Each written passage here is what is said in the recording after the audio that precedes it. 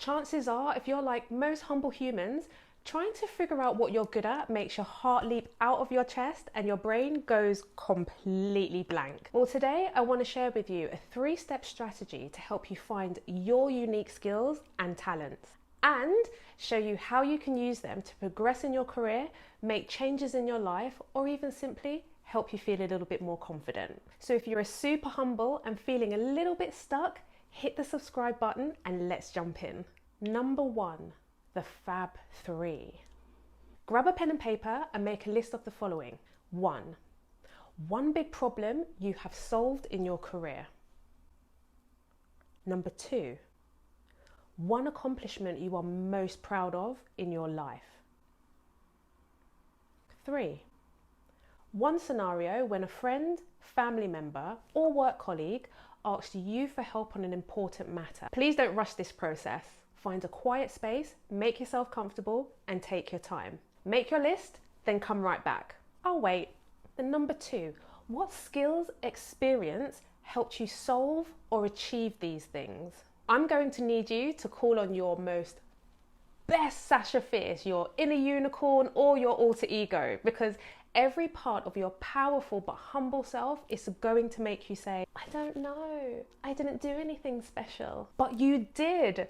All humans do things differently. You are unique, and no one on this planet could have handled those situations like you did. If you're still finding it difficult to manifest your Sasha Fierce or your alter ego, I want you to do this. Just ask a friend, someone you love, trust, or respect to help you look over it all, and ask them what they see. When you're finished, what you'll have is a clear set of skills that have already proven to get you results. If you'd like first access to personal development tips just like this, straight to your inbox, join my email family. The link is in the description box below. Number 3, how can you use your magic? This is where you get to be super creative and you get to discover all of the new possibilities and opportunities that will now be much clearer to you. Ask yourself the following questions to help you figure out what your next steps are. How can I align and use my badass skills and experience with my current job to get that promotion or become more visible? Who can I ask for advice? Who do I know who has done something similar that can guide me? So the next time little Miss Nut Nut, you know, the crazy lady, the negative self-talker in your head, or sneaky imposter syndrome raise their big heads, remember this episode and the process. Play it again if you have to.